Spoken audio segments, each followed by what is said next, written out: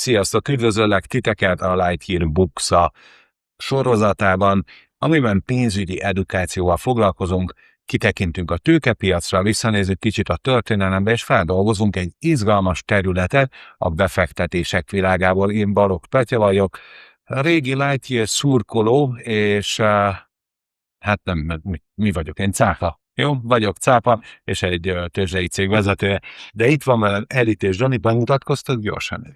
Igen, sziasztok, köszöntök én is mindenkit, Kundász Edith vagyok, a Holdalak kezelő portfólió kezelője. Sziasztok, örülök, hogy találkozom veletek. Körmici Dániel vagyok, a BT-en töltöttem be az elmúlt 10 évben különféle vezető pozíciókat. Na de akkor csapjunk is bele. Edith, adsz egy kis kitekintés, hogy mi történik mostanában a tőkepiacokon, mi történik a világban? Igen, mivel az most egy ilyen első alkalom, ezért úgy gondoltam, hogy nézzük 2026 elejétől kezdve, hogy mik történtek a piacokon, és ha csak egy nagyon gyors összefoglalót kellene adni, akkor azt mondanám, hogy hatás ellen hatás dolgozott egymás ellen. Az egyik oldalon az AI boom volt, a másik oldalon pedig geopolitikai, inflációs és kereskedelmi kockázatok. Fontos újdonság volt az előző évekhez képest, hogy az USA-nak a jelentősége a részvénypiacokon egyébként csökkent, és kicsit átment a fókusz, ugyanis a világ más régiói kerültek előtérbe a befektetők szempontjából. De hoztam is néhány ábrát, nézzük is rögtön az elsőt. Itt a világ nagy régióinak részvénypiacai láthatók. Az USA, Európa, fejlődő piacok és Ázsia részvényindexei, ezeket $0 látjátok. Az USA-ról elmondható, hogy az AI rally folytatódott, és olyan cégek húzták a teljesítményt, amelyek egyébként AI kapcsolat beruházásokat hajtanak végre, big tech cégek, félvezető gyártók és adatközponti infrastruktúrához kapcsolódó cégek, hiszen az is fontos jelenség volt, hogy az ilyen elsőkörös AI kapcsolat cégekből kezdtek átrotálni a befektetők a második körös vállalatokhoz, tehát azokba, amelyek profitálni tudnak az AI CapEx-ekből, tehát azok, amelyek nem végrehajtják ezeket a beruházásokat, hanem majd haszonélvezői lesznek ennek. Az USA-val kapcsolatban további történések voltak, hogy az USA-Kína kereskedelmi kapcsolatokkal kapcsolatos tárgyalások folytatottak egyébként, de itt nem sok konkrétum történt, így nem ezek határozták meg igazán a piaci mozgásokat, olyan az időben fontos események lesznek, hogy a befektetők úgy általában várják az amerikai kamatcsökkentést, viszont az infláció még elég ragadós, úgyhogy ezt eddig nem merték meglépni. Ezentúl pedig a midterm választások, és például olyan események is a közbeszéd tárgyát képezik, hogy a SpaceX-nek a történelmi méretű IPO-ja is idén várható. Na de, hogyha tovább megyünk itt, maradunk az ábránál, és megnézzünk egy másik régiót.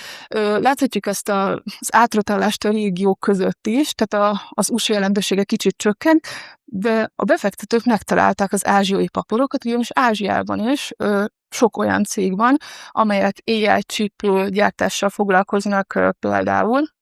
Így több dél-koreai, Tajvan és japán cég is befektetői figyelem középpontjába kerül, olyannyira, hogy például ugye a mindenki által ismert Samsungnak az árfolyama kb. 80%-ot emelkedett, de éppen a dél-koreai tőzsde is úgy általában jelenleg ilyen kb. 50%-os pluszban van, de volt 70%-os pluszban is idén. És ezek olyan mértékű mozgások voltak, hogy a dél-koreai tőzsde a világ tőzsdéinek élvonalába került, tehát már nagyobb a piaci kapitalizáció, mint például Németországénak. Hogyha megnézzük az európai részvénynek a teljesítményt, ott pedig olyan érdekességeket figyelhetünk meg, hogy Európáról azt kell tudni, hogy itt az AI boom idején azért ő kikerült a befektetők látóköréből, viszont ahogy az AI kapcsolat cégek és AI kapcsolat régiók egyre drágábbak lettek, a befektetők is elkezdték keresni azokat a területeket, ahol még alacsonyabbak az értékeltségek, és hosszabb távon a nagyobb felértékelődési potenciál lehet. Ilyen volt Európa, ahol sok úgynevezett value cég van, tehát alacsonyabb értékeltségű, de quality-nak mondható cég. Ezen túl Európában még figyelmet kapott a a védelmi szektor, és fontos még, hogy az európai tőzsdéken ezért vannak energiacégek, és akik profitáltak az elmúlt időszakból. A nőlet fiskális stimulus, amire egyébként évek óta vártunk, is megtörtént, ez szintén hajtja az európai tőzsdéket. Tehát összességében Európával kapcsolatban változott a narratíva, még a befektetők, a világ befektetői eddig inkább úgy gondolkodtak Európáról, hogy rövid távon eseti jelleggel fektetnek be, mondjuk kockázatkezelés és diversifikáció szempontjában, addig most már inkább azt látjuk a beáramló pénzek alapján, hogy itt egy hosszabb távú szemlélet is meghonosulhat. Hogyha tovább megyünk a diákban, akkor nem lehetünk el szó nélkül az iráni háború mellett, és ugye ennek folyamányaként az olajára rendkívüli módon megemelkedett. A részvénypiaci teljesítményben is látjuk, hogy a február 28-as háború kitörése után kb. Bőven napi inkább lefele mentek a részvénypiacok, majd egyébként visszarendeződés történt, ugyanis egyéb tényezők, az AI mánia el tudta fedni az iráni háborúval és energiaválsággal és inflációs félelemmel kapcsolatos problémákat. Vannak ugye az új hírek hatására azért eladási hullámok, de ezek nem annyira jelentősek. A magas, tartósan magas olajárral kapcsolatban fontos megjegyezni, hogy ez, hogyha beépül az inflációs várakozásokba, és egyébként úgy gyűrűzik a gazdaságon, akkor tényleg inflációt tud okozni. Úgyhogy ezért a befektetők szeme továbbra is az olaj árfolyamán van, és sajnos még mindig nem lehet tudni, hogy meddig húzódik ez a konfliktus. Kezdetben sokan azért azt gondolták, hogy nem fog még 2 hónapig se húzódni, de itt egyre több a bizonytalanság. Tovább mehetünk a mi régiónkra, a közép-európai részvénypiacokra. Egyet. Itt azért már egy nagyobb szóródás látszik a részvénypiacoknak a teljesítményében. Magyarországgal kapcsolatban fontos megjegyezni, hogy igazából a választásokkal kapcsolatos várakozások, majd a választások eredménye hajtotta fel az árfolyamokat. Megerősödött a magyar gazdaságba vetett hit, ezt tükrözi a részvénypiac. Ha mondjuk Lengyelországról vagy Romániáról beszélünk, akkor itt az erősebb szektorok közé tartozott a pénzügyi szektor és az energiaszektor. Csehország lemaradását olyan különös dolog nem magyarázza, inkább csak azt mondhatjuk itt, hogy a régió többi országában talán több jó lehetőség volt így az utóbbi időben. És mehetünk még egyet tovább. Az Eurhuf árfolyamot hoztam utolsó ábrának. Nagyon jelentős erősödés jellemezte a 2026-os évet. Itt is fontos megjegyezni, hogy a forint erősödése már egyébként 2025-ben elkezdődött, amikor még ugye egyébként a választásokkal kapcsolatban sokkal nagyobb volt a bizonytalanság, és akkor még nem is az hajtotta a forintnak az erejét, hanem az, hogy volt és van egy relatíve magas kamatszint, ami egy laza fiskális politikával társul, és ez a kettő együtt azért elég jól képes erősíteni a devizát. És erről jött a választásokkal kapcsolatos, hát már amikor ugye előtte a kimeneteleket jobban lehetett látni, hogy most a valószínűségek hogyan alakulnak, milyen irányba, aztán maga az eredmény eléggé megerősítette a nemzetközi bizalmat a magyar fizetőeszközben, és nagyon beszédes az is, hogy Magyarország kockázati felára is jelentősen csökkent. Hogyha megnézzük a hosszú állampapírok hozamát, az is jelentősen csökkent, és hosszú idő óta először most a lengyel alá is benézett. Szóval ezek azért elég fontos fejlemények. Hát a továbbiakban a forinttal kapcsolatban itt is több hatás és ellenhatás áll szemben egymással. Azért egy alapkamat csökkentésre számít a piac, ennek az időzítése jó kérdés, azt tudja egyébként a devizát gyengíteni. Másik oldalról meg, hogyha most olyan ígéretek vannak, hogy az euró bevezetés útjára lépünk, akkor ugye ennek, hogy ezt meg tudjuk tenni, Maastrichti kritériumokat teljesíteni kell, ami önmagában már, ha ez sikerül, egy stabilabb gazdaságot és egy stabilabb, vagy mondjuk úgy kevésbé volatilis forintot eredményezhet a jövőben. Mert azért ez azért az exportáló cégekre ez nagyon durván visszahat, nem? Igen. Amikor Az erős egy forint. 10%-ot erősödik a forint, ez azt jelenti, hogy nekik 10%-ot csökken az árrésük, ez egy nagyon nagy nyomás rajtuk, versenyképességi nyomás, vagy pedig fenntarthatósági nyomás, és reméljük, hogy ez fog rendeződni. Abban már látszik bármi a tőzsdéken, vagy a gazdaságban, hogy ez visszahat-e az exportképes magyar cégekre, vagy ezt még nem látni a papírokban? Mi gondolom, hogy még azért korán van. Ezt még lenyelik a cégek, ugye? Tehát ez még Igen. nem, Tehát egy hónap még én- nem nyírja ki őket, de azért ez akár ott is megjelenhet, nem? Igen, azért, tehát ez egy, hogyha ez most stabilizálódik ilyesmi szinteken a forint, akkor ez egy új helyzet, amihez lehet alkalmazkodni. Nyilván az az út, ahogy eljutottunk egy 360-as forint-euró árfolyamig, az fájdalmas lehet. Tehát amit én hallottam, az az, hogy ilyen 360-as vagy alatti árfolyam körül eltűnik azért a profitja az export cégeknek. Hát ez lehet alkalmazkodni, de az biztos, hogy fájdalmas neki. De akkor ezt még nem látjuk konkrét papírok Nem, teljesítményében, Szerintem de akkor még nem. egy külön figyelmet a jövőben ez igényelhet, hogy ez akár Igen. majd tőzsdei árfolyamokban megjelenhet. Igen. Versenyképességben. Bocsánat, hogy így De félbeszakítottam. egyébként nem Csak szakítottál az- félre, az mert egy ilyen pont szuper ennyit izgi. szerettem volna elmondani. Ez egy szuper izgi terület. Nagyon szépen köszönjük. Így van. Én még hadd kérdezzek azért egyet, tehát tényleg rengeteg minden történt szerintem a piacokon az elmúlt hónapokban. Van egyébként, tehát itt a kelet-európai régión, az Észak-Amerikán, Ázsián kívül van esetleg olyan új piac, amit néztek mostanában, ami esetleg kedvencetek, vagy a izgalmasabbnak találjátok, mint a többi? Nagyon jó a kérdés, mert front van egyébként, és el is árulhatom, hogy melyik ország most már. Az Egyesült Királyságot nézzük, ugyanis idén lesz a 10. évfordulója a Brexit szavazásnak, és a Brexit hatására most már elég jól számszerűsíthető, hogy milyen hátrányokat szenvedett az angol gazdaság. Tehát ezért több évnyi szenvedés van mögöttünk, ami egyébként a fogyasztásra is kihatott.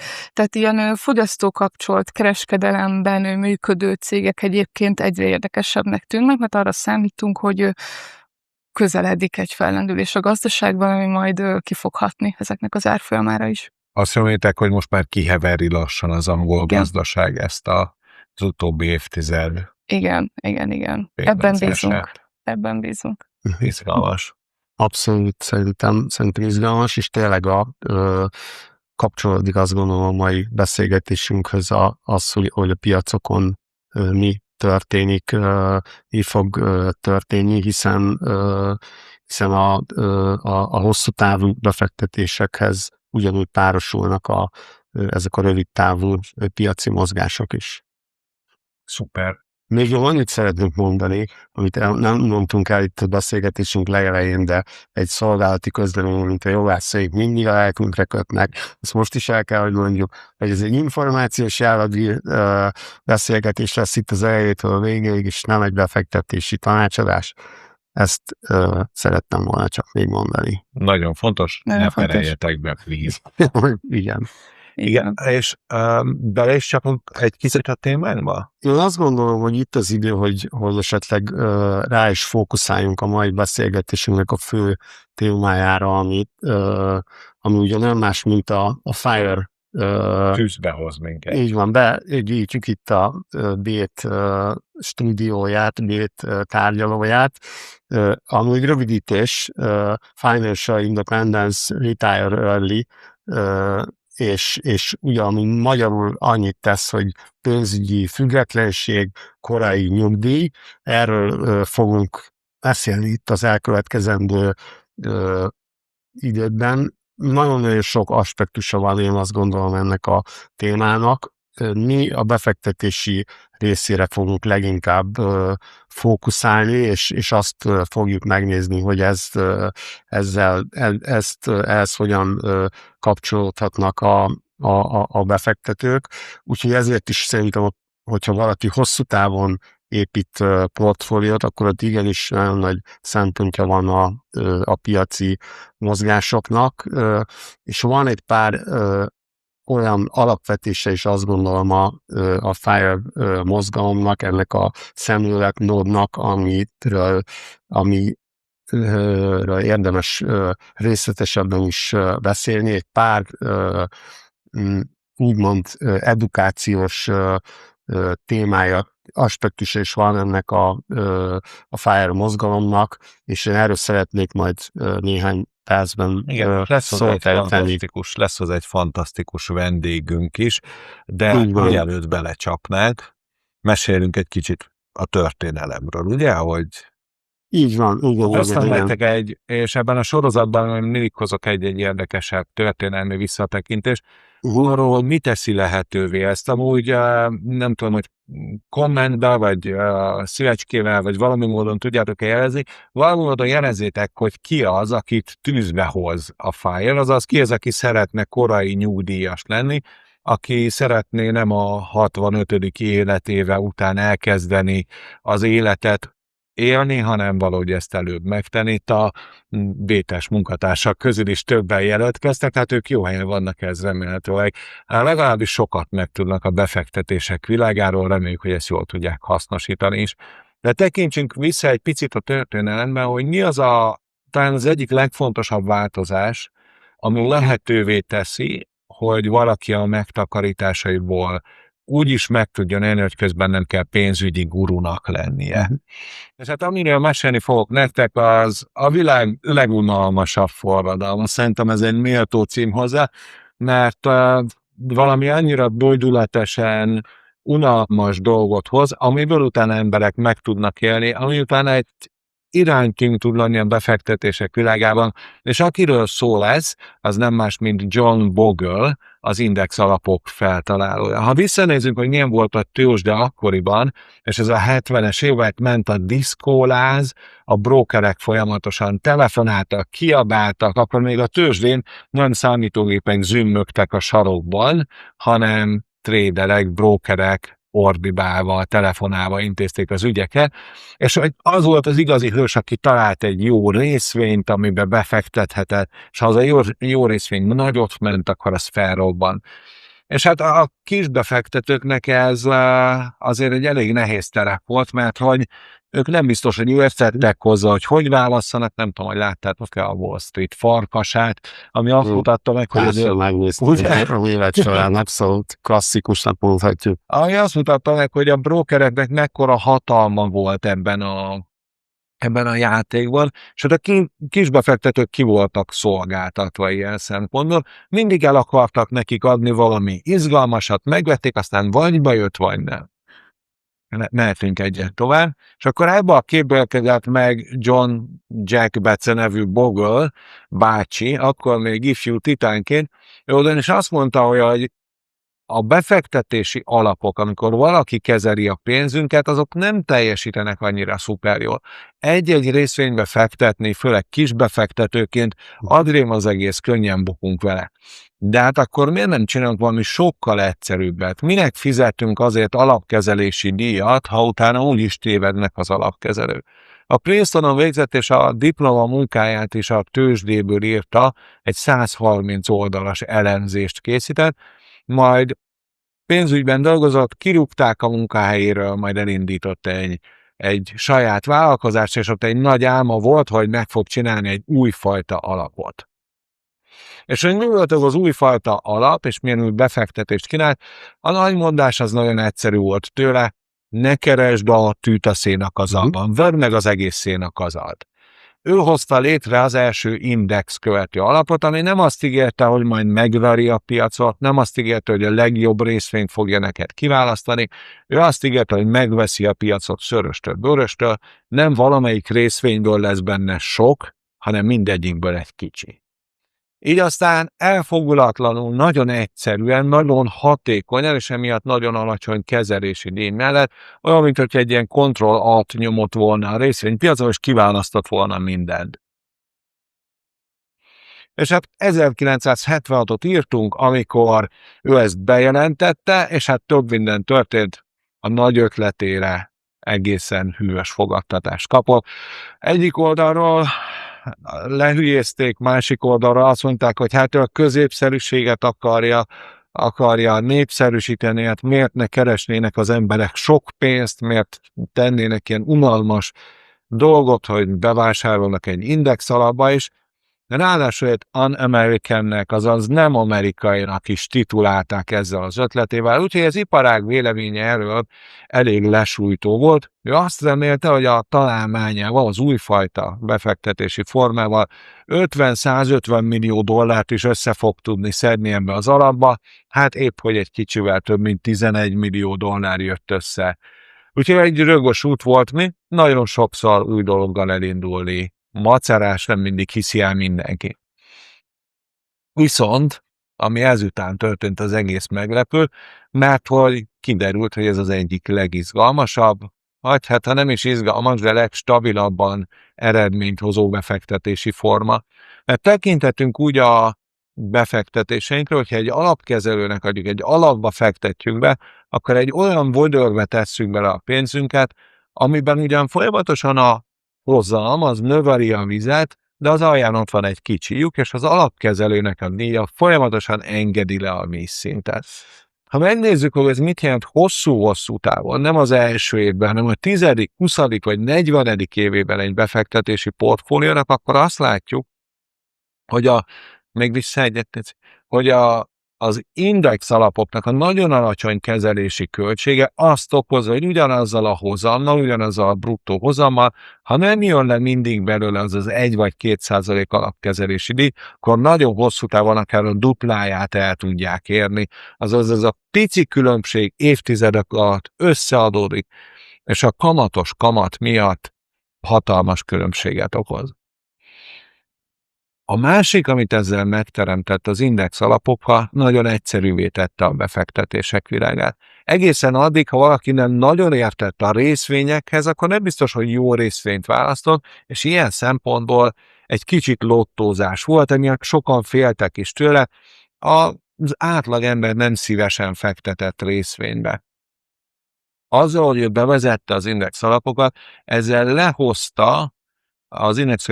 lehozta a belépési küszöböt, nagyon könnyűvé tette a befektetést, mert nem kell hozzáérteni, nagyon kicsi költségűvé tette, ezzel olcsóbbá tette a belépési küszöböt, ezért sokkal szélesebb társadalmi réteg tudott elkezdeni takarékoskodni.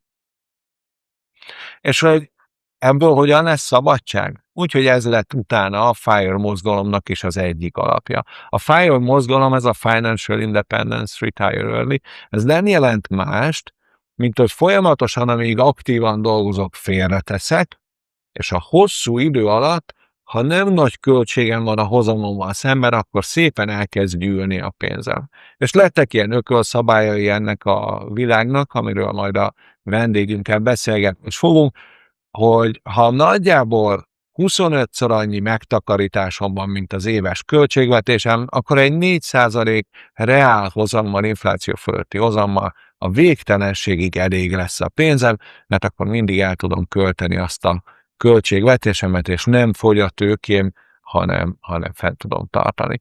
És ehhez nyilván ezt senki nem garantálja, nyilván a tőkepiacok össze-vissza mozoghatnak, de hosszú távon ez kijön, ez a matek.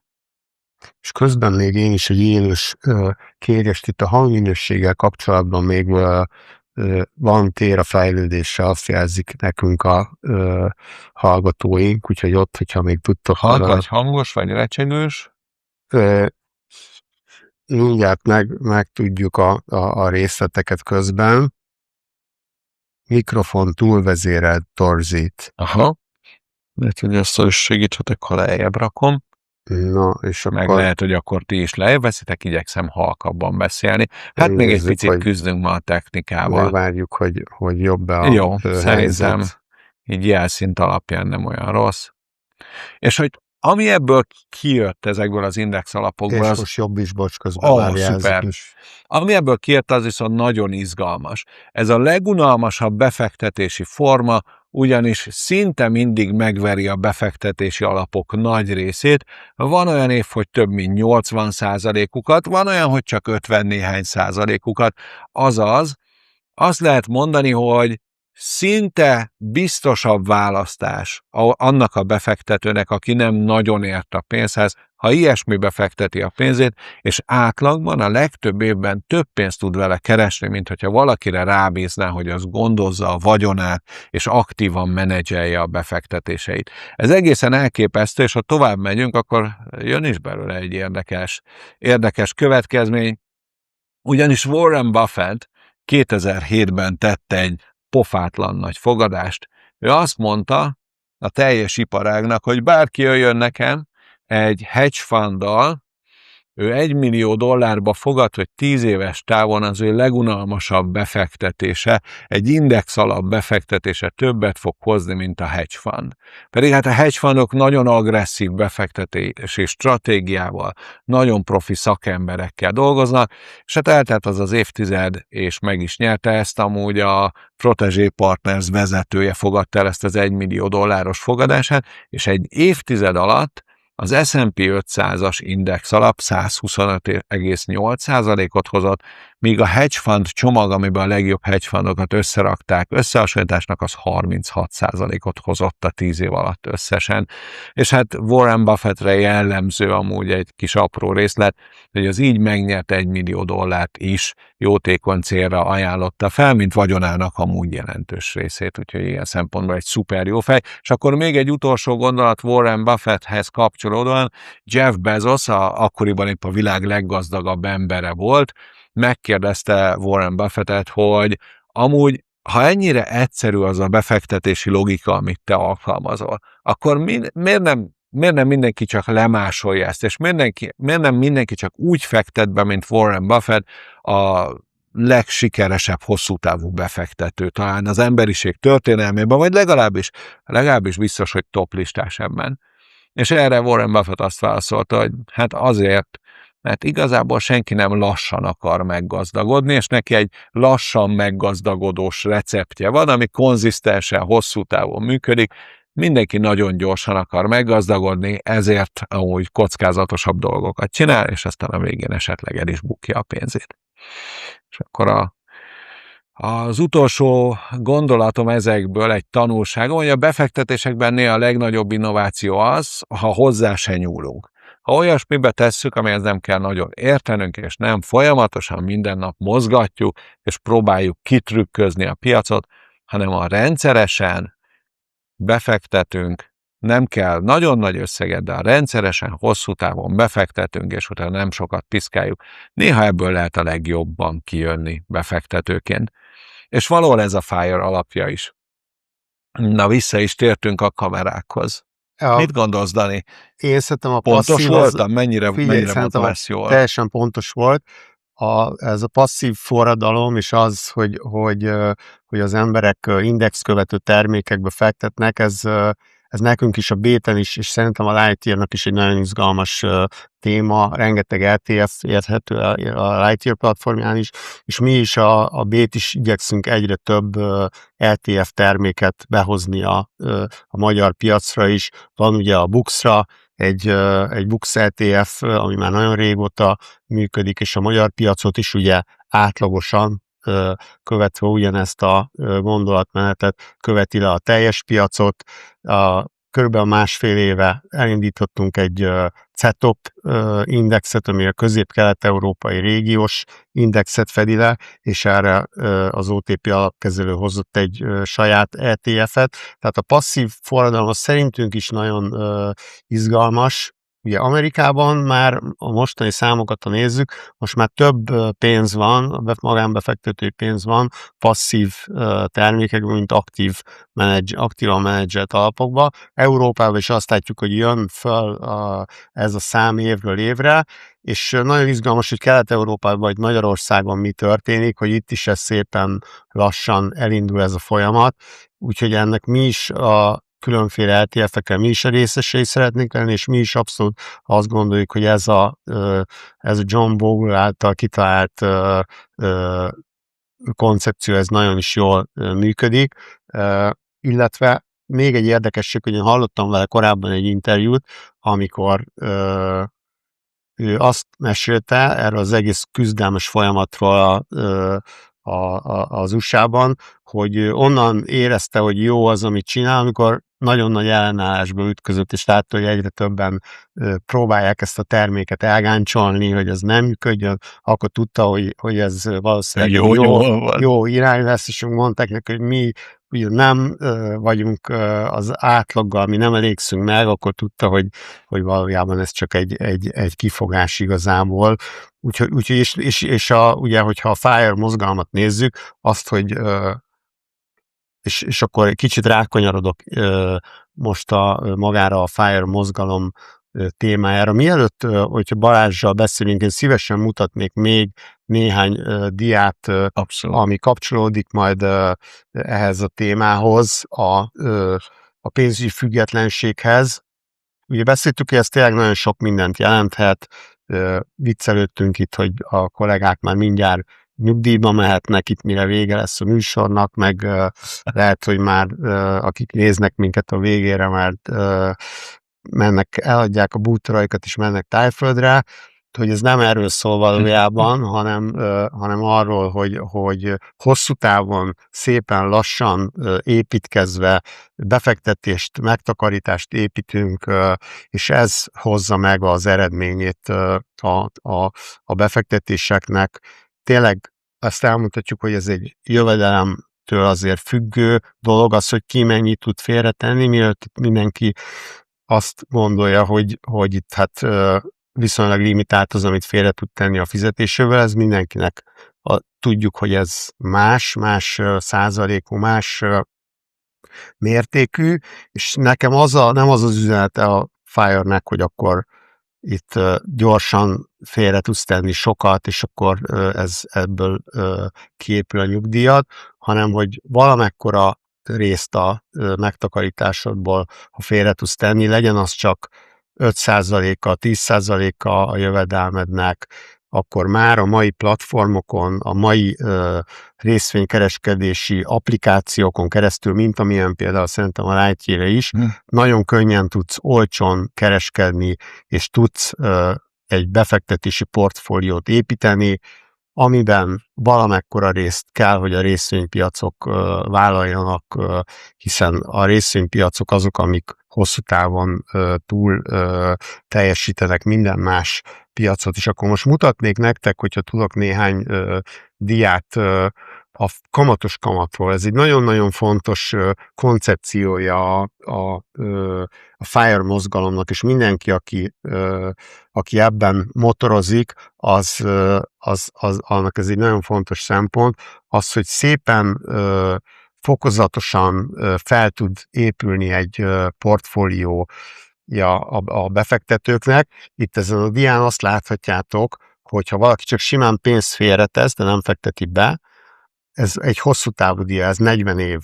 Vagy hogyha ugye 8% éves hozammal tesz félre $100 havonta, akkor az milyen portfóliót épít 40 év alatt, és akkor itt azt láthatjátok az első dián, hogy hatalmas ugye a különbség, $200,000 valamivel több, vagy pedig $1,5 millió az, amit el lehet érni, és akkor a következő diára, ha ugrunk, csak végig zongorázok nagyon gyorsan rajta, 30 évnél is hatalmas a különbség, $150,000 és $636,000, ugye itt mindig, tehát a kamatos kamat, tehát az egy adott évben megtermelt kamat 8%-kal számol az ábra, akkor ugye már mindig ráépül a következő, tehát már a 108%-ának fogja a 8%-át pluszba termelni a következő évben, és ez néha ilyen nehezen felfogható koncepció, nagyon sok ember számára teljesen normálisan, hogy ez a kamatos kamat, ez mit is jelent valójában, de ezeken az ábrákon látszik szerintem, hogy milyen nagyon nagy ereje van hosszú távon, és akkor még ugorjunk még egy diát, itt levittem már csak 20 évre, oké, és ez is hosszú idő a 20 év, de azért talán nem annyira, mint a 40, ugye, értelemszerűen. Itt is $104,000 és $256,000, tehát ott is még ugye 2,5-szeres a különbség, hogy csak félreteszed a pénzed, vagy az, hogyha dolgoztatod a pénzed, és befekteted valamilyen termékbe, és az utolsó negyedik diót pedig csak 10 évre vittem fel, az mert tényleg egy ilyen, szerintem egy egészen kézzelfogható szám, ott is ugye 50,000 és $80,000, tehát ott is ugye 60% a különbség, itt ez lehet, hogy valakiknek ez már egy teljesen alapvetés ez, de gondoltam, hogy ezt megmutatom, hiszen talán vannak olyanok, akiknek ez a koncepció azért hasznos, hogy igenis, ahogy épülnek a befektetések, ezek egyre csak segítik a felhalmozást, ami utána csak segíti azt, hogy a megtakarítás nőhessen. És egy másik témát dobnék még be, mielőtt most már tényleg kezdjük el a beszélgetést majd Balázsral, de még a részvénykereskedés kapcsán mondanék még egy érdekességet. Azt mutatom meg ezen az ábrán, hogy itt Magyarországon mennyi részvényt tulajdonolunk mi, és mondjuk Svédországban hogy áll az, hogy mennyi részvényük van az embereknek, és igazából már itt is nagyon nagy a különbség. Tehát ugye nálunk, hogyha megnézzük a statisztikát, hogy mennyi kötvény, államkötvényünk van, befektetési jegyünk, vagy egyéb betétünk, másféle befektetésünk, a részvény nagyon pici 3%-os arányt képvisel. Svédországban ez a szám 8%, és azért azt is hozzá kell tenni, hogy nem csak, hogy majdnem 3-szor annyi, mint nálunk ez az arány, hanem ott még ráadásul a befektetési alapokon belül is sokkal nagyobb a részvények aránya, tehát ezek a kockázatosabb típusú befektetések, és ugorjunk akkor az utolsó diámra, ott meg megmutatom az USA-t, az én számomra is, amikor megnéztem, egy rettenetesen meglepő szám. Az USA-ban most az átlag, az már fölé ment az 50%-nak, tehát nagyon sok részvénye van most mindenkinek, rekordon van, erről mindenki ír azért, és tényleg nagyon mentek az amerikai piacok, tehát ez tényleg egy rekordnak szám, tehát itt nem is az üzenet, hogy figyeljetek, a megtakarításotok fel részvénybe kell, hogy legyen, inkább a másik extremitása annak, hogy vannak, ahol nagyon nagy részvénykitettséggel rendelkeznek emberek, és tényleg itt a részvénypiacoknál, amit mondtunk, a hosszú távú szemlélet nagyon fontos, és azért egy picit csak egy mondatban, hogy miért is van az, mindig keressük az okokat, mi is itt a béten, hogy miért van az, hogy viszonylag kevesen vannak magánbefektetők, akik részvényt vesznek, Európában miért vannak kevesen ezek, és itt azt azért ugye nyilván a pénzügyi tudatosság az egy nagyon fontos szempont, hogy az emberek mennyire tájékozottak, mennyire ismerik azt, hogy tudnak jól működni a hasznukra hosszú távon a részvénypiacok, és én, amit még behoznék példaként, az egy ilyen általános optimizmus. Tehát az emberek mindig azt gondolják, ugye, hogy rosszabb lesz, mint ami valójában történik. Tehát pessimista a magyar ember, ugye? Így van, igen. Egyébként de ez reméljük, hogy most változott, de azért a befektetésekhez kell, hogy elhiggyem a jövőt. Így van, pontosan. Kell egy hosszú távú jövőkép, és szerintem, hogyha bármiért sérül az embereknek a hosszú távú jövőképe, vagy elbizonytalanodik a hosszú távú jövőkép, akkor nem befektet, akkor jön a YOLO, akkor megesszük ma az egészet inkább, mint hogy holnap nem is biztos, hogy megtartják a holnapot, ugye? Pontosan, tehát ez pont az ellenkezője a FIRE-nek, hogy igen. Nincs holnap, inkább költsük el, mert úgyis valami rosszabb dolog fog történni a részvénypiacon. Nem olyan könnyű azt elképzelni, hogy ez a részvénypiac, ez a vállalati szektor, ez tud fejlődni még tovább, és szerintem ez is egy fontos tényező abban, hogy hogyan gondolkodunk erről az egész hosszú távú megtakarításról. De akkor jöjjön is a vendégünk, ha készen áll. Bognár Balázs, a hazai FIRE mozgalomnak a kulcsfigurája van velünk, és csak hogy mit jelent a FIRE, egy gondolatot még hagy mondjak. A legegyszerűbben szerintem erre úgy lehet tekinteni, és arra, amit ő csinál, hogy ő nem kis nyugdíjas, hanem szabad ember. És hogy ezt miben lehet tetten érni, hogy ő egy igazi szabad ember? Hát abban, hogy ő most egy luxushajó utazásról jelentkezik be valahonnan Olaszországból. Nem mondok itt semmi olyat, amit nem tűrne a kamera meg a mikrofon, de gondolom. Balázs? Igen, sziasztok, Bognár Balázs vagyok. Egyébként nem is tudok mit hozzátenni. Péter, Dániel, nagyon jól elmondtátok, amit kell erről tudni. Köszönöm szépen, hogy itt lehettem, és akkor megyünk is. Egyébként Rómában vagyunk, a kisfiammal jöttem, és egy hétig most így a Görög-szigeteken fogunk hajózni, és utána meg egy hétre a fjordokat nézzük meg. Úgyhogy ez most sajnos így alakult, egyébként eléggé sajnálom, mert szívesen ott lettem volna veletek. Sajnos nem volt még szerencsém a harangot megkongatni, de amíg késik, nem múlik, úgyhogy nagyon sajnálom, hogy ott nem lehetek, de azért itt sem olyan rossz. És akkor egy gyors kérdés, akkor nálad nincs egy állásod, ahova vissza kell menni, nem kellett egy főnöktől szabadságot kérjél? Nem, én egyébként egy teljesen átlagos embernek tartom ilyen szempontból magam. Én abszolút alkalmazott voltam, semmilyen hátterem nem volt, mármint hogy anyagi támogatásom, vagy hátszelem.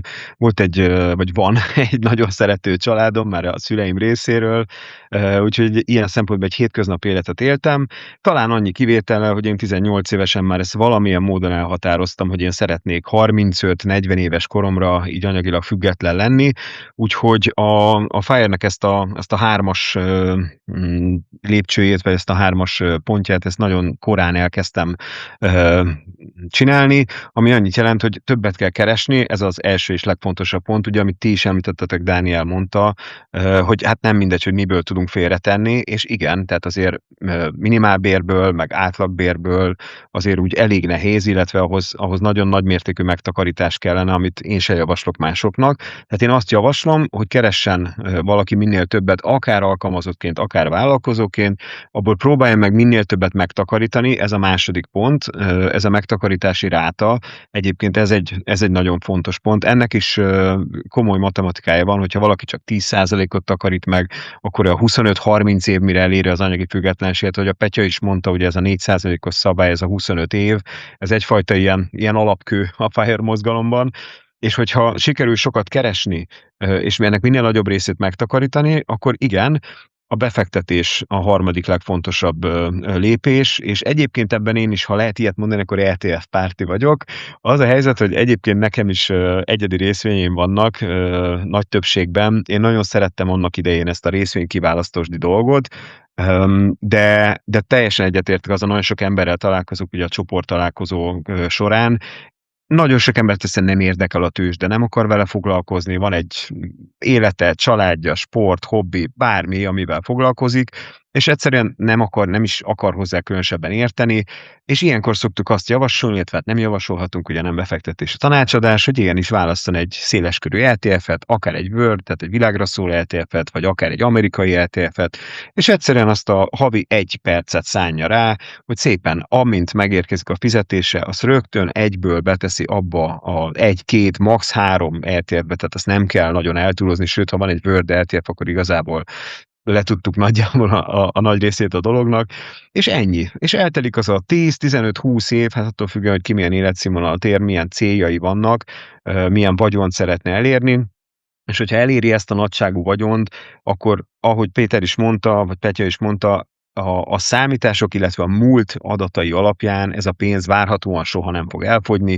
Természetesen a jövőre elég nehéz jósolni, de hát reménykedünk benne, hogy valami hasonlóan jó élet vagy gazdasági értéket fog teremteni a világ, és akkor mi részvényesként ebből simán részesedünk, és ennek a hozamaiból meg lehet élni. És akkor ennek az is része, ugye, hogy amíg a felhalmozási időszak van, ott mondtad, hogy keressen mindenki jól, de ott egy kicsit extra munkát is bevállaltál, vagy? Tehát, hogy ott rajta voltál, hogy tudsz egy picit többet keresni, mint a kényelmes kereset? Abszolút. Én, ha lehet így mondani, egy picit karrierista voltam, egy picit nagyon. Tehát én folyamatosan kerestem a jobb munkalehetőséget. Elvégeztem egy MBA-t, ugye annak idején is, mert remélem még ma is annak jó hangzó vagy csengő neve van, így a karrier szempontjából, és én igenis kerestem a jobbnál jobb állásokat. Nekem jó állásaim voltak, tehát átlagon felül kerestem, és nyilván az átlagon felül is takarítottam meg, és akkor ráadásul ezeken kívül, mert a beosztotti munkán kívül, én mindig ilyen hobbi mellékes állásokat is keresgéltem, és aztán egyébként később ebből volt állásom. Most ami eszembe jutott, nagyon régen, még előző életemben az eBay-ről vásároltam használt projektorokat, ez még ilyen 2005 környéke, behoztam, nem tudom, hazaérkezett, szétszedtem, kicsit kitakarítottam őket, ezekhez egész jól értettem, így egy év után, nagyon 30-40 projektor volt nálam, már összességében, és ebből aztán úgy adódott, hogy egyszer, amikor találkoztam egy volt kollégámmal, aki akkor pont a Sonynál dolgozott, és akkor mondtam, hogy nálam pont van 2 Sony projektor, és akkor így kérdezte, hogy értek hozzá, meg hogy van, mondtam, hogy hát szerényen mondtam, hogy értek hozzá, és akkor kiderült, hogy pont itt van az európai főnök, akivel másnap már találkoztam is, és így vettek fel a Sonyhoz, ahol aztán 3 évig én feleltem a 10 országon, tehát Dél-Kelet-Európáért 10 országon a projektorokért. Tehát, hogy a hobbiból lehet komoly bevételi forrást is teremteni. Én közben azért megkérdezlek téged, Balázs, hogy akkor mondtad, hogy ETF, és mennyire, tehát ezek a részvények, vagy akár a kevésbé kockázatos instrumentumok, neked ezekkel hogy van egy ilyen valamilyen hüvelykúj szabály, vagy viszonyod, szoktál-e kötvényeket is venni, vagy te azt mondod, hogy csak a részvénypiac felé orientálódsz inkább, tervezed ezen valamit változtatni? Ebben van egy némi hibám, igen. Én nagyon kockázat szerető voltam fiatalabb koromban, úgyhogy nekem kizárólag részvényeim voltak. Kötvényem nagyon ritkán, ugye most az állampapírom volt pár évvel, ez már a magyar állampapírom pár évvel ezelőtt, amikor jó hozama volt, és én kizárólag részvényekben vagyok.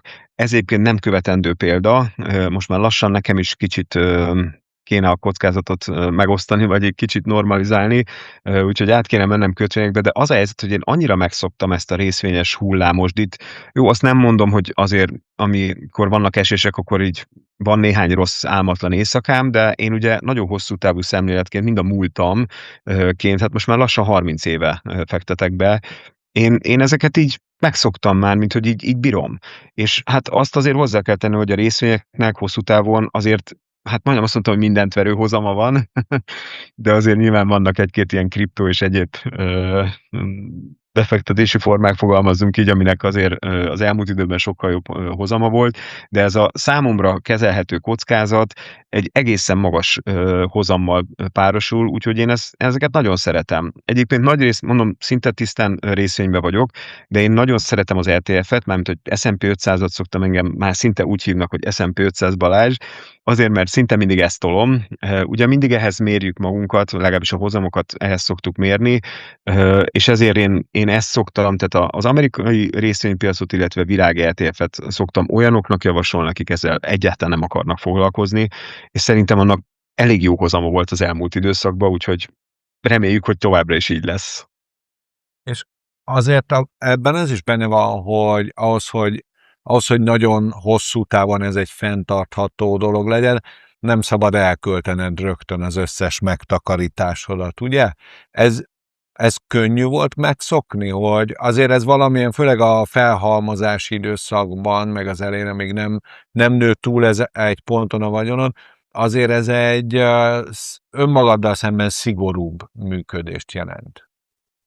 Igen, fiatalabb koromban egyébként én nagyon magas megtakarítási rátával dolgoztam, szó szerint a munkahelyemen, de én egyébként nem éreztem ennek olyan nagy hátrányát. Tehát nekem azért volt sportmotorom, kabrióm, tehát voltak ilyen normális dolgaim, vagy úgy is mondhatnám, hogy ilyen fájőr életben azt gondolnak az emberek, hogy ez nem fér bele, de dehogy nem, mert ezeket is lehetett okosan vásárolni, mert hogy autót vettem hitelre, és ugye a tőkét nem kellett beletennem az autóba, hanem a tőzsdén hozta a pénzt. Én például kifejezetten lakást béreltem, szinte mindig, egyetlen saját lakásom volt csak. Én sokkal jobb, én akkor is azt néztem, hogy az a pénz az ne álljon a lakásba, hanem álljon a tőzsdén, mert az sokkal több pénzt fog hozni. És ezért is volt jó nagyon a Dánielnek az ábra, és nagyon jó, hogy többet is felhozott belőle.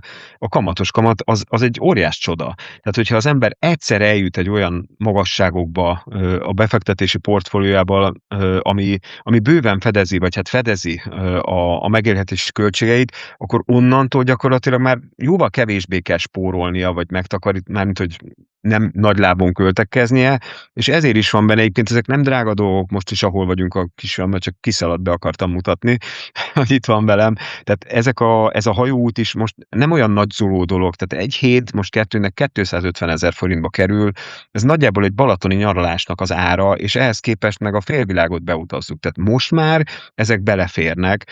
Korábban is beleférhetett volna, csak akkor én egy kicsit lehet, hogy túlzóan én azt néztem, hogy az akkor elköltött pénz, ha elköltöttem volna, vagy amit akkor elkölt az ember, és ezt javaslom a hallgatóknak is, hogy gondoljanak bele, hogy most esetleg fiatalon szüksége van-e arra a nagyon túlzó, gondolok itt félmilliós almás telefonokra, vagy olyan autóra, amit a szomszédnak mutogatunk, szükség van-e egyel vagy kettővel nagyobb kategória autóra, vagy azt a néhány millió forintot, vagy ezt a pár százezret, amit mondjuk egy olcsóbb telefon használatával az ember meg tud takarítani, ha azt egy kamatos kamatkalkulátorba betesszük, akkor látni fogjuk, hogy 10, 20 vagy 30 év múlva is, hogy az mekkora óriási jövedelmet fog jelenteni, és akkor csak annak a hozamából már minden évben vagy 2 évente meg tudja venni azt a telefont, amit most megvesz magának, ezzel elzárva azt a jövőbeli lehetőséget magától, hogy 20 év múlva majd a hozamaiból meg tudja venni. Úgyhogy én szerintem normális életet éltem, én nem gondolom, hogy nagyon csúnyán spóroltam volna. Szerintem ezt lehet így is csinálni. Hogy nem muszáj hozzá.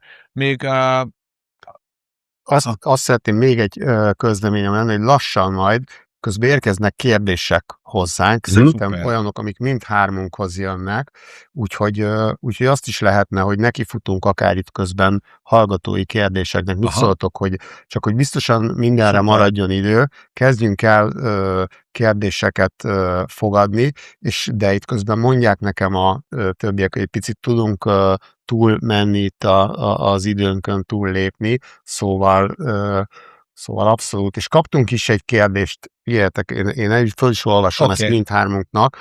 Az fontos itt megint csak, hogy úgy válaszoljuk meg ezt a kérdést, hogy ne legyen befektetés tanács majd a válasz. Nincs a szemüvegem, amit nem hoztam, de azért... Nekem van. De jó, akkor légy szíves. Így van, telefon, szemüveg. Fiatal vagyok, 15 éves, a szüleimen keresztül kezdtem befektetni, kb. Fél éve. Mit tanácsolnak számomra? ETF-be és egy-két magas, valamint pár alacsonyabb kockázatú részvénybe fektetek, csak így általánosan kérek tanácsot, hogy ne történjen szabálysértés. Milyen rendes, hogy 15 évesen már ennyire jó fej, hogy tudja, hogy hol van az a határ, ameddig elmehetünk. Szerintem ez önmagában, hogy valaki 15 évesen már elkezdett befektetni, az önmagában egy szuper jó hír, és az már egy nagy dicséretet érdemel. Ahogy Balázs, te is nagyon fiatalan kezdted. Na, mit válaszolnál a fiatal embernek? Igen, köszönöm szépen. A legjobbkor csinálja. Hadd mutassam be, nekem is itt van a 9 éves kisfiam. Szia, bemutatkozol? Hello. Sziasztok! És neked van már részvényed, Dani? És vásároltál részvényeket? Nem, te vásárolj. Én vásároltam, igen. Azért is mindjárt válaszolok a kérdésre, mert itt az időtáv a lényeg. És nekem is, az én kisfiamnak is egyébként pont a Lightyear-re nyitottunk neki azt a számlát, amire neki vásárolunk részvényeket. Egyébként azt, amit ő gondol, minden hónapban veszünk neki $100 olyan részvényt, amit ő választ, tehát az ő általa kiválasztottakat. És itt válaszolok a kérdezőnek is. Soha nem veszem Aki 15 évesen elkezd megtakarítani, annak majdnem azt mondanám, hogy szinte mindegy, hogy mibe fogja tenni, mert hogy nyilván kell egy jól diversifikált portfóliót, tehát én az ETF-et javasolnám neki is. 15 év távlatában, vagy 15 éves korában elkezdve, hát szerintem az Isten meg nem menti attól, hogy meggazdagodjon ilyen 35-40-45 éves korára. Hát ha a világ marad, természetesen mostanában azért vannak ebben ilyen apró cseplő botlások, de azért reméljük, hogy 15-20 éves távlatban ezzel nem lesz probléma. Úgyhogy én a nyugalma miatt az ETF-et mondanám neki, de egyébként fiatalként be lehet vállalni, még bőven kockázatosabb, nem csak részvényeket, hanem akár még kriptót, vagy bármi olyasmit is, ami a portfóliónak kis része, de kockázatosabb. Mert ha ne adj Isten elvesztené, az egyébként nagyon jó tanuló pénz, szó szerint, tehát szerintem egy jó befektetőnek nem árt, hogyha az elén bukik egy nagyot, mert azzal megtanulja, hogy hol a helye. Ha meg adja Isten, hogy bejön neki, akkor meg nagyon sokat tud előrelépni az életben. És akkor azt mondod, hogyha valaki 15 évesen elkezd, és ezt az alapszabályokat tartja, tehát igyekszik sokat keresni, igyekszik keveset költeni, igyekszik rendszeresen minden hónapban növelni a befektetését, mindig hozzátenni, akkor azért arra számíthat, hogy mondjuk 20 éves távon kiszabadul, és szabad ember lesz, mint te? A múltbeli adatok szerint igen, hogyha egész magas... Csak ezért ezt próbálom megfejteni, hogy mi nagyjából egy reális elvárás annak. Igen, ez a 15-20 év, ez már ennek, hogyha egy ilyen 20-25% a megtakarítási ráta egyébként a lényeg, hogy nem csak az, hogy mennyit költ, hanem hogy abból mennyit keres, és ugye ennek az aránya. És hogyha ezt egy 20% fölé tudja vinni, inkább 25% fölé, akkor 20 éves időtávon ez elég valószínű, és azért mondom, hogy elég valószínű, mert ahogy a Dániel is bemutatta az ábráin, nem csak az számít, hogy mennyit teszünk félre, hanem az, hogy mennyi lesz a hozam. És ugye hát ezzel nem tudunk számolni, hogy a jövőben mennyi lesz a hozam. Ezzel a 8-10%-kal szoktunk mi is egyébként számolni, de hát ezt sajnos nem tudjuk, hogy mi lesz. Következő kérdés. Kedves Balázs, korábban láttam néhány videódat, a részvény kiválasztás és a havi aktuális vétel a követőid szavazása alapján történt. Meg tudod osztani az eddig így elért hozamok mértékét? Abszolút. Egyébként pont ma tettem ki róla új videót. Túl sokat utazok, és így nem tudtam róla készíteni videót, de tegnap most már leültem, és végre megcsináltam. Tehát ez úgy néz ki nálunk a csoportban, nem befektetés tanácsadás, hogy amit megszavaznak minden hónap elején a csoporttagok, azt én a saját számlámon megvásárolom minden hónapban $1000, és most pont nem tudtam egyébként betenni azt a táblázatot, vagy azt a kis grafikont, amiben összemérem az S&P 500-zal, pár héttel ezelőtti volt, csak valamiért nem működik a Google Finance. Hát ebbe a 4 éves távban, mert ezt csak egy 4 éve csináljuk, ebbe a dupláját hoztuk az S&P 500-nak, amit én magam se hiszek el egyébként, ezt szinte minden videóban elmondom, hogy nem tudom, hogy sikerül ilyen jól választaniuk a közösség tagjainak, de úgy látszik, hogy a tömeg tudása az itt érvényesül. Nem tudom, hogy ez hogy lehet, de hát pont a mostani videóban is mutattam, hogy milyen részvényeket vásároltunk, illetve hát mármint, hogy az ő szavazatai alapján én vettem, és ezek nagyon jól hoztak, de ez kockázatos, és még egyszer mondom, hogy nem mindenkinek való, aki nem bírja ebben a mozgásokat, azért most ez a portfólió nagyjából 30 millió forint, tehát hogyha ebben van egy 10%-os mozgás, ami bármikor előfordulhat, azért lehet, hogy az átlag ember a 3 millió forintos mínusznak eléggé nagyon nem örül. Most még pár perccel, 6 óra elmúlt egy kicsit, pár perccel még folytatjuk, mert egy kicsit késve kezdtünk, kicsit vénezgattunk, de hogy még pár kérdésre szívesen válaszolunk. Az ha nem bánjatok, akkor maradjatok velünk. Miért egy kérdést mondok, nekem egy nagyon izgalmas összetevője a FIRE mozgalomnak, hogy olvastam egy tanulmányt, ami azt mutatja, hogy az 55 éves kor után munkában töltött minden egyes év 3 évvel csökkenti a várható élettartamot. Azaz, aki 55 éves kora után még dolgozik, munkában marad, ott minden egyes évvel 3-at veszít. Mert hogy annyira nem kívánja 55 fölött a testünk a munkahelyet, úgy tűnik. És hogy ilyen szempontból ez nagyon izgalmas, hogyha valaki 35-45 éves kora között már nyugdíjba tud menni, akkor végül is ezzel kiszabadulhat. Ebből tovább is él, meg hát szabadabban is él. Na jó. Kérdés. Ha valaki már belekóstolt az S&P 500 és All World indexeket követő ETF-ekbe, akkor hogyan tud a magasabb kockázatú eszközök világába biztonságosan és fokozatosan integrálódni? 20 éves vagyok, és ki szeretném tolni a tűrő határaimat. Ez jó. Amit az előbb is kockázatba biztonságosan. Igen, ez egy ilyen izgalmas felvetés. Figyelj, nem könnyű, tehát van benne egy kis nehézség, kis körnégyzetesítés, de a fokozatosság az azt gondolom, hogy nagyon fontos, és megint egy roppant fiatal Igen, nagyon. valakiről van szó, az nagyon klassz itt a kérdéseknél, hogy tényleg itt, és szerintem ez Balázs, te is meg fogod erősíteni, ugye a nagyon hosszú időtáv miatt itt egyre nagyobb az esély arra, hogy egy kezdődő megtakarítás az jól tud teljesíteni, nagyon komoly hozamot tud generálni, tehát és én szerintem, hogy lehet kockázatosabb terméket venni az ETF-ek mellett, én azt gondolom, hogy fokozatosan, tehát hogy azért hogyha mondjuk tényleg, akár amit Balázs, te mondtál, digitális eszközök, bitcoin, stb., tehát ezek mind egyedi részvények, ugye ETF-ek helyett egy csomó egyedi részvény van, ami nagyon jól tud teljesíteni, hogyha olyan szektort azonosít valaki, vagy olyan trendet, ami tényleg utána bejön, és jól tud teljesíteni éveken keresztül egy cég, akkor azt szerintem nagyon meg tudja dobni a teljesítményt, de én abszolút kíváncsi vagyok, hogy Balázs, te hogy látod ezt a kérdést? Abszolút. Egyébként, ha valaki így 20 évesen ETF-fel kezd, akkor még azt is mondhatnám, hogy a kisebbséghez tartozik. Én nagyon örülök neki, hogyha valaki fiatalon befektet, majdnem azt mondom, hogy bármibe, mert legalább az elvet megtanulja, de az jellemző a fiatalokra, hogy aztán meg kell gazdagodni, de inkább tegnapra, mint holnapra. Tehát, hogy ők aztán tőkeáttételes, kriptó, meg mindenféléket. Én nagyon örülök neki, hogyha jönnek a személyes találkozókra is, ugyanán hetente van személyes találkozó, és ott mindenki elmondja, hogy mi befektet, de ha most ETF-ekbe fektet, akkor nagyon egyszerű, adja el egy 5-10%-át, és tegye át valami egyedi részvénybe.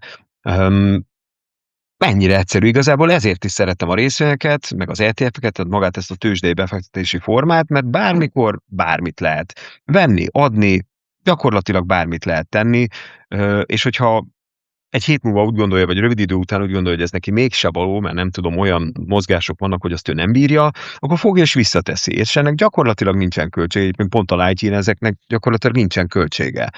Úgyhogy ez egy nagyon nagy előny, tehát amikor én kezdtem, akkor még így készpénzzel mentem be nem mondom melyik céghez, mert azóta megszűnt, és szépen ott vásárolgattam a részvényeket, és konkrétan magyar részvényeket, mert egyszerűen az volt az elérhető. Tehát ez, hogy ma így telefonos alkalmazással, gyakorlatilag telefonos azonosítás után, 4 óra múlva már be lehet utalni a pénzt, bent van a pénz, és ott szó szerint bármit meg lehet venni a világon szinte, ez már egy olyan könnyebbség, hogy én azt szoktam mondani, hogy aki szokott meg tud rendelni telefonon, nem tudom, cipőt vagy élelmiszert, az részvényt is tud venni. Ezzel persze nem azt a fajta Hübele Balázs, vagy nem tudom, megint meggondolatlan részvényt vásárolni próbálom promótálni, éppen ezért mondom én is az ETF-eket, mert annak jóval kevesebb a volatilitása, mint az árfolyam mozgása, és aki ez még nem szokott, és úgy is nézegetik minden nap, meg többször az emberek a befektetési portfóliókat, hiába mondjuk el, hogy nem érdemes, de akkor is, és hogyha valaki ezt nem bírja, ezt a mozgást, akkor ilyen szempontból is jobbak az ETF-ek, mert azoknak általában kevesebb, vagy jóval kevesebb a mozgása, mint egy kiválasztott egyedi részvénynek.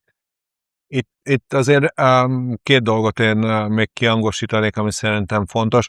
Ha valaki elkezd egyedi eszközökbe, egyedi részvényekbe, vagy akár digitális befektetésekben gondolkodni, mint amilyen a kriptopiac, akkor tudja, hogy minden egyes eszköznek van viszonylag magas individuális rizikója, és amit az ETF-ek is nyújtanak, ezt kisebben meg tudjuk úgy is tenni, hogy nem egy részvénybe fektetünk, hanem kiválasztunk egy kisebb kosárnyi néhány fajta részvényt, és akkor azok, főleg, hogyha nem ugyanabban a szektorban, ugyanolyan típusú cégekbe tesszük, akkor az ad egyfajta védelmet. Ez olyan, mintha egy lóversenyen megpróbáljuk megtippelni, hogy ki az egy darab befutó, aki nyerni fog, azt nehéz eltalálni. Ha tudunk arra fogadni, hogy ebből az 5-ből lesz valamelyik, vagy ebből a 3-ból lesz valamelyik befutó, akkor az nyilván javítja az esélyeinket, egy kicsit csökkenti a nagyon nyerésnél megnyerhető pénzt, de amúgy átlag esetben javítja a hozamunkat is, és a kockázatot egyszerre csökkenti. Ez egy nagyon érdekes dolog, ami az indexkövető ETF-ekben is a lényeg, hogy a diverzebb portfólió amúgy átlagos esetben magasabb hozamra képes, kisebb kockázat mellett. Azt gondolnánk, hogy a diverzebb portfólió az kisebb hozamot hoz kisebb kockázattal, de átlagban amúgy nagyobb hozamot hoz kisebb kockázattal, a kiugró hozama nem tud akkora lenni. Tehát, hogy 100-szorozni nehéz vele, de stabilan hosszú távon többet keresni vele pedig könnyebb. És akkor amit még mondtál, és nekem nagyon sokat segített mentálisan, ha a befektetéseimet nem nézegetem. Hogyha ránézek néhány havonta, úgyse tudnék minden nap olyat cselekedni, amivel jót cselekednék, mert nem tudok okosabb lenni a piacnál, nem tudom teljesen ismerni a piacot, és nem tudok annyi időt vele tölteni, hogy ma le fog menni, az OTP fel fog menni a MOL, vagy ugyanez a Teslával és az Nvidia-val. Ezért, hogyha azzal próbálkozok, hogy majd kicselezem, vagy megtippelem a piacot, akkor egyre inkább a sok sűrű kereskedés egyre inkább lottózásba viszem el. Ha ebbe bedobok egy tőkeáttétet is, hogy nagyobb legyen az izgalma, akkor eddigi kísérleteimben mindig az erre szánt játszós pénzemet utolsó fillérig tudtam el. Tehát, hogy ez egy ilyen alázatra is tanított, viszont azok a befektetéseim, amiket jó cégbe raktam, és ott hagytam benne hosszabb távra, azok utána mindig megleptek a hozammal, viszont napi szinten nem kívánom magamnak ezt a stresszt, hogy minden nap azon aggódjak, hogy éppen most jó vagy rossz történik. És ez ugyanúgy igaz a startup befektetési portfólióra, amit menedzserünk, és személyesen pedig a vagyonkezelésemre, a saját privát befektetéseimre. Ha nem nézegetem, akkor nyugodtabban alszom, és kicselezni nem akarom a piacot. Igen, ez abszolút. Ez abszolút így van, Péter. Én ezzel nagyon egyetértek, és nagyon sok emberrel beszélhetek, és ebből látom, hogy ha valaki egyedileg próbálja eltalálni a nyerő részvényeket, az nagyon nehéz, mert nem csak, hogy eltalálni nehéz a részvényeket, de van egy még nehezebb benne megtartani. Ugyanis ha valaki eltalálta az Nvidia-t, vagy bármelyiket mondhatnám, a Metát, vagy bármelyiket, akkor egy duplázás, triplázás rövid idő alatt, mondjuk 1-2 év alatt, ha triplázik, akkor azt mondja, ez most már, ez így tuti, és eladja. És ezt nagyon nehéz hosszú távon megtartani, pedig valójában azzal lehet elérni a jó hozamokat, és abszolút egyetértek azzal, amit mondtál, ezért is jók az ETF-ek, nem kell ránézni, nem kell vele foglalkozni, úgy sincsen benne nagy mozgás. Ezekkel simán hosszú távú, amit még talán a Dániel mondott, a hosszú táv nagyon benne van, a nyugodt vagyonépítés. Tehát ezzel nem lehet rövid távon meggazdagodni, ez nem fog duplázni, mármint hogyha valami szélesebb ETF-et veszünk, ez nem fog rövid idő alatt megduplázódni, megtriplázódni, viszont 10-20 éves távlatban ezzel bőven össze lehet szedni elég nagy mennyiségű portfóliót. Aki meg egyébként sikerül megtalálni jó részvényeket, és én nem panaszkodom, egyébként nekem sikerült néhányat megtalálni, de azért nem szoktam ezzel így nagyon hát ezzel felvágozni, vagy menőzni, vagy hogy mondjam, mert mindig lesznek új és menő részvények. Tehát én emlékszem, hogy pár évvel ezelőtt még ilyen fél vére menő vita ment nálunk a találkozón, hogy most akkor AMD vagy Intel annak idején, és mégis az Nvidia lett idézősen a harmadik nyerő, kivéve az elmúlt mondjuk 1-2 hónapot, vagy a mostani időszakotnál most már ők is utolérték magukat, vagy legalábbis az AMD nagyon szépet ment, de ezeket nagyon nehéz, és utólag persze azt mondjuk, hogy jó, hát persze, hát akkor azt kellett volna venni, mert 10 év, vagy nem tudom, 6-8 évvel ezelőtt a Meta, az már olyan normális dolognak tűnik, de akkor még egy kis feltörekvő cég volt, aki egyébként full veszteséges volt, mint ahogy a Tesla is, amikor a tőzsdére ment, és akkor olyan részvényeket vásárolni, az nagyon kockázatos. Úgyhogy egyébként fiatalként én nem vagyok, sőt, hát én támogatom, hogyha valaki fiatalként egyedi részvényt vásárol, mert mondom, kell, hogy szokja egy kicsit a kockázatot, és neki még, ha ő elveszíti a idézés vagyonát, most bocsánat, az még nem olyan nagy pénz, tehát az valószínűleg néhány havi keresete lehet, azt úgyis újra fogja keresni, amikor pár év múlva egy sokkal jobban fizető munkahelyen majd félretesz, tehát ott inkább a tanulás az egy fontosabb dolog. Szuper, jó. köszönjük, és akkor egy utolsó kérdés. Egy gyorsat még megválaszolok, mert ez a CETOP-ra vonatkozó kérdés érkezett, ami minden elfogultság nélkül, vagy lehet, hogy mégis kis elfogultság ad a BÉT indexére alapuló termék. Ugye a kérdés, hogy CETOP és lengyel piacról mit gondolunk. Nyilván itt mi nem fogunk tudni belemenni abba az elemzésbe, hogy ez hogyan fog itt a jövőben rövid távon teljesíteni, akár a CETOP, akár a lengyel piac, de annyit a hosszú távot, azt megint meg tudjuk ismételni, hogy részvénypiacok hosszú távon meg tudják verni az összes többi eszközosztályt, és a CETOP kapcsán pedig én még annyit tennék hozzá, abban az izgalmas szerintem, hogy ha valaki közép-európai régiót szeretné megvenni, akkor azért nagyon sok alap, ami kint van a piacon, és mondjuk nem a CETOP ETF, hanem aktív alapok, ott előjönnek azok a költségbeli különbségek, amikről Petya beszélt itt az előadásában. Tehát egy csomó alap esetében sokkal magasabb egy közép-európai alapnak a költsége, mint egy ETF-nek, mint a CETOP ETF-nek, és emiatt kisebb valószínűséggel lesz jó a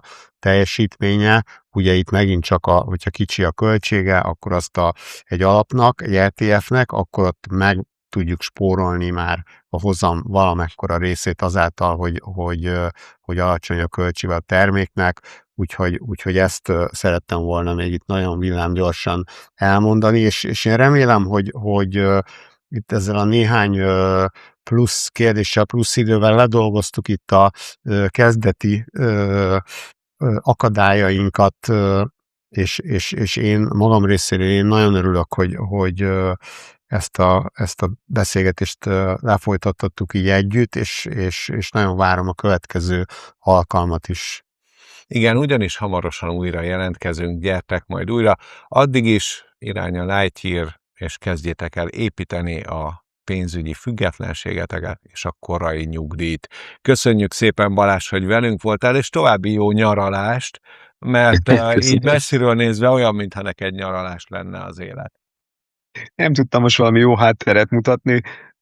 Úgy voltam vele, hogy inkább legyen csendesebb, és tudjunk nyugodtabban beszélni, vagy legközelebb. Jaj, de én is köszönöm nagyon Abszolút. Jó nyaralást! Köszönöm, és köszönöm a meghívást. Sziasztok!